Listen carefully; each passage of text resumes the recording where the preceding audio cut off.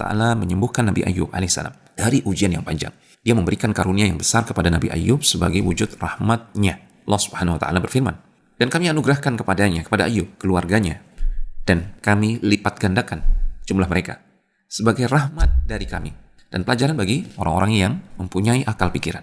Terdapat beberapa penafsiran mengenai makna ayat ini. Menurut sebagian pendapat, Allah Subhanahu Wa Ta'ala mengembalikan keluarga Nabi Ayub yang telah wafat dengan menghidupkan mereka kembali. Selain itu, Allah juga memperbanyak jumlah keturunannya sehingga beliau mendapatkan berkah 2 kali lipat.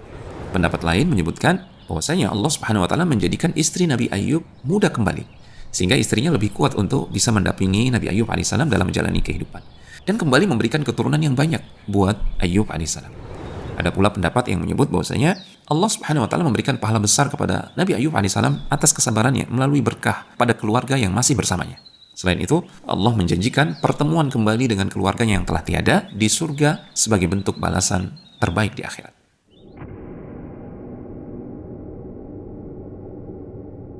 Teman-teman, setelah menyembuhkan Nabi Ayub alaihissalam dan mengembalikan keluarganya, Allah memberikan perintah kepada Nabi Ayub yang terkait dengan sumpah yang pernah beliau ucapkan.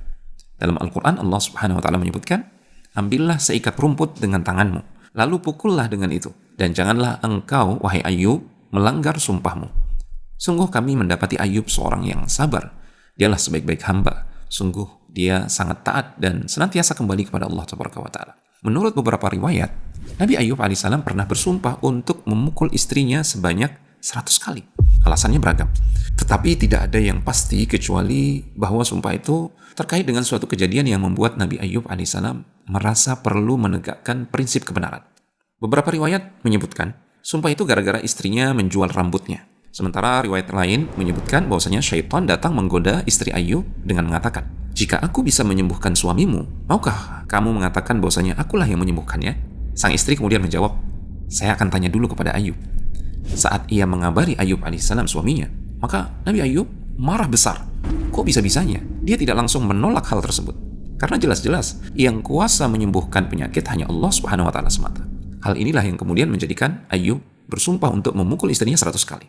Namun semua kisah ini berasal dari kisah Israiliyat sehingga kita tidak perlu meyakininya secara mutlak. Yang pasti Allah Subhanahu Wa Ta'ala di dalam Al-Quran memberikan solusi kepada Nabi Ayub alaihissalam untuk menunaikan sumpahnya tanpa harus menyakiti istrinya. Karena istrinya selama ini begitu setia, begitu baik.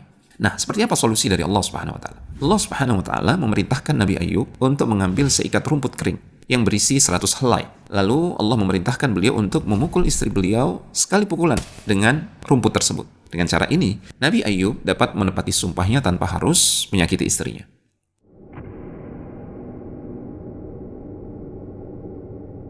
Teman-teman, setelah Allah Subhanahu Wa Ta'ala menyembuhkan Nabi Ayub alaihissalam dan mengembalikan nikmat-nikmat yang dulu pernah hilang, Allah memberikan karunia tambahan yang sangat istimewa. Rasulullah SAW menyebutkan hal ini dalam sabdanya. Ketika Nabi Ayub alaihissalam sedang mandi, tiba-tiba turunlah sekumpulan belalang dan belalang itu terbuat dari emas. Nabi Ayub alaihissalam lantas mengumpulkan belalang-belalang emas itu ke dalam kainnya. Kemudian Allah Subhanahu Wa Ta'ala berfirman kepada Ayub, wahai Ayub, bukankah aku telah mencukupimu dengan karunia yang aku telah berikan kepadamu? Ya, kenapa mesti mengumpulkan emas lagi? Kekayaanmu sudah dikembalikan. Kira-kira seperti itu. Maka Nabi Ayub alaihissalam menjawab, benar ya Allah, namun aku tidak bisa pernah merasa cukup dari keberkahanmu. Jadi Nabi Ayub menganggap belalang-belalang yang turun, yang terbuat dari emas itu, turun dari Allah Subhanahu Wa Ta'ala, dan itu adalah keberkahan dari Allah. Meskipun Nabi Ayub telah menunjukkan kesabaran yang luar biasa dan Allah telah memberinya kecukupan, beliau tetap merasa bahwa tidak ada batas dalam menerima berkah dari Allah Subhanahu Wa Ta'ala. Ucapan beliau yang mengatakan, tetapi aku tidak bisa merasa cukup dari keberkahanmu ya Allah, menunjukkan bahwasanya betapa beliau mengakui kebutuhan yang mutlak kepada Allah Subhanahu Wa Ta'ala. Bahkan dalam kondisi berlimpah sekalipun. Kisah belalang emas Nabi Ayub adalah bukti bahwasanya rahmat Allah tidak terbatas. Dan Allah Maha Kaya. Dan setiap ujian yang dihadapi dengan sabar akan berakhir dengan keberkahan yang melimpah.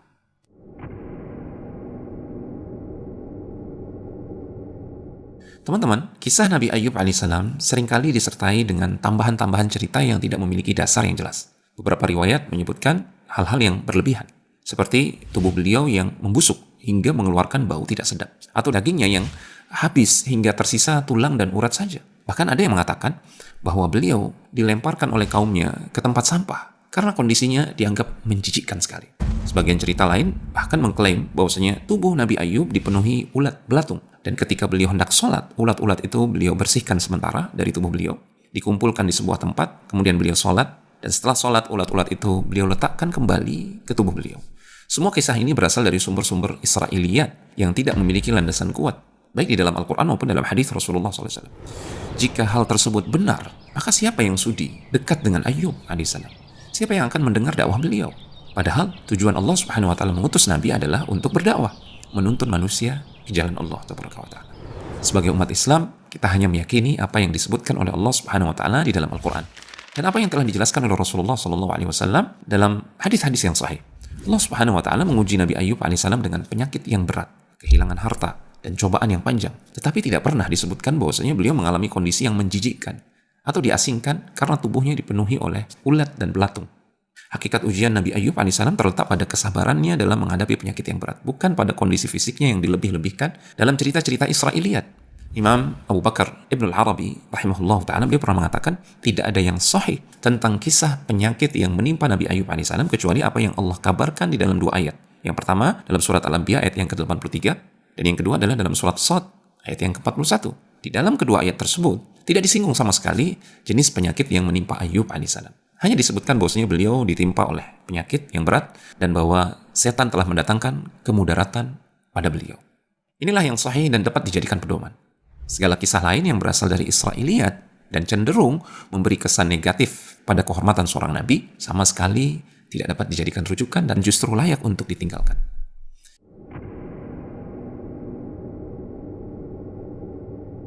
Pelajaran yang pertama, cobaan yang berat tidak menjadi alasan untuk berputus asa, tetapi justru menjadi ladang pahala bagi orang yang bersabar dan bertawakal kepada Allah Subhanahu wa taala.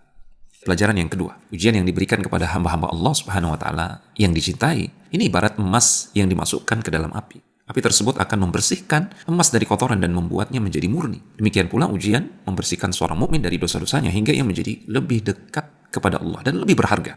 Pelajaran yang ketiga, kesabaran istri Nabi Ayub alaihissalam adalah bukti bahwasanya ujian berat tidak hanya datang kepada seorang individu, tetapi bisa juga menguji seluruh keluarga. Dalam hal ini, istri Nabi Ayub menjadi teladan bagi kita semua bahwasanya mendukung pasangan dalam suka maupun duka adalah bagian dari iman dan kesetiaan. Pelajaran yang keempat, pelajaran besar bagi kita semua, bahwasanya ketika dunia terasa sempit dan tidak ada tempat untuk berlari, tidak ada tempat yang lebih baik untuk bersandar selain kepada Allah Subhanahu wa taala. Allah Subhanahu wa taala berfirman, وَلَنَبْلُوَنَّكُمْ بِشَيْءٍ مِّنَ الْخَوْفِ وَالْجُوعِ وَنَقْصٍ مِّنَ الْأَمْوَالِ وَالْأَنفُسِ وَالثَّمَرَاتِ وَبَشِّرِ الصَّابِرِينَ الَّذِينَ إِذَا أَصَابَتْهُمْ مُصِيبَةٌ قَالُوا إِنَّا لِلَّهِ وَإِنَّا إِلَيْهِ رَاجِعُونَ أُولَئِكَ عَلَيْهِمْ صَلَوَاتٌ مِّن رَّبِّهِمْ وَرَحْمَةٌ وَأُولَئِكَ هُمُ الْمُهْتَدُونَ. Dan sungguh kami akan menguji kalian dengan sedikit rasa takut, kelaparan, kekurangan harta, jiwa, dan buah-buahan. Maka sampaikanlah kabar gembira kepada orang-orang yang sabar menghadapi ujian tersebut. Mereka adalah orang-orang yang apabila ditimpa musibah, mereka mengucapkan inna lillahi wa inna ilaihi raji'un. Sesungguhnya kami ini adalah milik Allah Subhanahu wa taala dan hanya kepadanya kami akan kembali. Mereka itulah yang akan meraih keberkahan yang sempurna dan rahmat dari Tuhan mereka. Dan mereka itulah orang-orang yang akan mendapatkan petunjuk. Teman-teman, jika kita mencermati ayat ini, sungguh kisah Nabi Ayub alaihissalam adalah gambaran sempurna dari orang yang sabar, sebagaimana yang dijelaskan dalam ayat ini. Beliau menerima ujian dengan penuh kesabaran dan ketabahan. Dan pada akhirnya, beliau pun berdoa kepada Allah Subhanahu wa taala penuh harap untuk mendapatkan rahmat dan petunjuk Allah Subhanahu wa taala. Pelajaran yang kelima, ujian yang kita hadapi tidak hanya berdampak pada diri kita sendiri, tapi juga bisa mempengaruhi orang lain. Kesabaran dan kepedulian Nabi Ayub alaihissalam mengingatkan kita bahwasanya dalam setiap cobaan kita tetap harus memikirkan kebaikan untuk sesama. Doa kepada Allah Subhanahu wa taala bukanlah tanda kelemahan, tetapi bentuk kasih sayang yang mendalam kepada orang-orang yang kita cintai. Pelajaran yang keenam, kisah ini mengajarkan kepada kita bahwasanya tidak ada ujian yang berlangsung tanpa akhir. Semuanya pasti akan berakhir. Ketika kita bersabar dan bertawakal, maka pertolongan Allah Subhanahu wa taala akan datang pada waktu yang paling tepat. Kesembuhan Nabi Ayub alaihissalam melalui mata air yang penuh berkah adalah bukti bahwasanya Allah Subhanahu wa taala tidak pernah meninggalkan hambanya yang bersabar dan terus bertawakal bersandar kepadanya. Mukjizat ini juga menunjukkan bahwasanya ketaatan dan keyakinan kepada Allah Subhanahu wa taala dapat mengubah penderitaan menjadi kebahagiaan dan cobaan menjadi ladang pahala yang luar biasa. Nabi Ayub alaihissalam adalah teladan terbaik dalam menghadapi ujian hidup dengan sabar, syukur, dan tawakal kepada Allah Tabaraka wa taala. Pelajaran yang ketujuh, kisah Nabi Ayub alaihissalam adalah bukti bahwa ujian dan penyakit adalah bagian dari cara Allah Subhanahu wa taala mendidik dan menyucikan hambanya. Penyakit beliau adalah ujian yang berat, tapi tetap dalam batas kewajaran bagi seorang nabi yang mulia.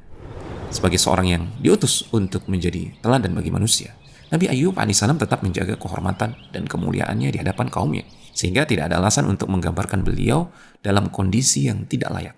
Cobaan berat tidak mengurangi kemuliaan seseorang di sisi Allah Subhanahu wa taala, tetapi justru dapat menjadi jalan menuju kedudukan yang lebih tinggi di akhirat kelak. Pelajaran yang ke-8. Doa Nabi Ayub mengajarkan kepada kita bahwasanya bersabar bukan berarti diam tanpa berbuat apa-apa. Sabar adalah menahan diri dari mengeluh kepada makhluk dan tetap mengarahkan hati hanya kepada Allah Subhanahu wa taala. Jika kita menghadapi ujian, mengadu dan memohon kepada Allah adalah langkah yang benar dan mencerminkan keimanan yang kokoh. Kesabaran Nabi Ayub alaihissalam yang digabungkan dengan doa yang penuh keikhlasan menjadikannya teladan abadi dalam menghadapi ujian kehidupan. Allah Subhanahu wa taala mengabadikan kesabaran Nabi Ayub dalam Al-Qur'an untuk mengajarkan kepada kita semua bahwasanya doa adalah kekuatan terbesar seorang hamba yang berserah diri kepada Allah Tabaraka wa taala. Pelajaran yang ke-9. Doa Nabi Ayub alaihissalam mengajarkan kepada kita pentingnya adab dalam bermunajat, dalam berkomunikasi, dalam doa dengan Allah Subhanahu wa taala.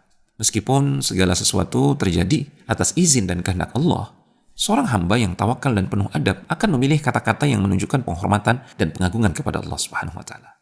Teman-teman, dalam Islam ada prinsip penting dalam menyikapi kebaikan dan keburukan. Kebaikan disandarkan sepenuhnya kepada Allah Subhanahu wa taala karena Allah adalah sumber segala kebaikan. Adapun keburukan tidak disandarkan langsung kepada Allah Subhanahu wa taala meskipun terjadi atas kehendaknya. Sebagai bentuk penghormatan kepada Allah Subhanahu wa taala, Rasulullah Shallallahu Alaihi Wasallam mengajarkan dalam doanya, kebaikan semuanya ada di tanganmu ya Allah, sedangkan keburukan tidak disandarkan kepadamu. Hal ini serupa dengan apa yang dikatakan oleh Nabi Ibrahim dalam Al-Quran. Wa idza maridtu fahuwa yashfin. Dan bila aku sakit, dialah Allah yang menyembuhkanku. Nabi Ibrahim tidak mengatakan wa idza amradani, dan jika Allah yang membuatku sakit. Meskipun jelas bahwa segala sesuatu termasuk penyakit terjadi atas kehendak Allah. Namun, sebagai bentuk adab kepada Allah, Nabi Ibrahim hanya menyandarkan kesembuhan kepada Allah Tabaraka wa Ta'ala, tanpa menyebutkan bahwasanya Allah yang menyebabkan terjadinya penyakit tersebut. Pelajaran yang ke-10, bahwa Allah Subhanahu wa Ta'ala tidak ingin menjadikan hukum agama sebagai beban yang berlebihan. Karena Allah Subhanahu wa Ta'ala dalam firman-Nya menyatakan, barang siapa yang bertakwa kepada Allah Subhanahu wa Ta'ala, niscaya Allah Subhanahu wa Ta'ala akan memberikan jalan keluar baginya. Allah memberikan kemudahan kepada Nabi Ayub alaihissalam untuk menepati sumpahnya. Karena tujuan utama dari sumpah adalah menegakkan kebenaran, bukan untuk menciptakan penderitaan. Pelajaran yang ke-11. Kisah ini juga mengajarkan bahwasanya bahkan dalam konflik sekalipun, seorang suami atau istri harus tetap memperhatikan keadilan dan kasih sayang kepada pasangannya. Nabi Ayub alaihissalam tidak pernah berniat untuk menyakiti istrinya. Dan dengan hikmah dari Allah Subhanahu wa Ta'ala, sumpahnya dapat ditepati tanpa harus menyakiti siapapun juga. Teman-teman, demikianlah kisah penuh hikmah tentang Nabi Ayub alaihissalam. Teladan kesabaran yang luar biasa. Dari beliau kita belajar bahwa di balik setiap ujian selalu ada rahmat Allah Subhanahu wa Ta'ala yang tak terhingga bagi hambanya. Bagi hamba yang bersabar, bagi hamba yang bertawakal. Nah, teman-teman, jika kisah ini menginspirasi, jangan ragu untuk berbagi di kolom komentar. Dan jangan lupa tuliskan juga usulan kalian, kisah apa saja yang ingin kami bahas di video berikutnya. Dan seperti biasa, kisah kita kali ini dalam Epic Story adalah hasil usulan teman-teman di kolom komentar. Barakallahu fikum. Sampai jumpa di Epic Story berikutnya. Assalamualaikum warahmatullahi wabarakatuh.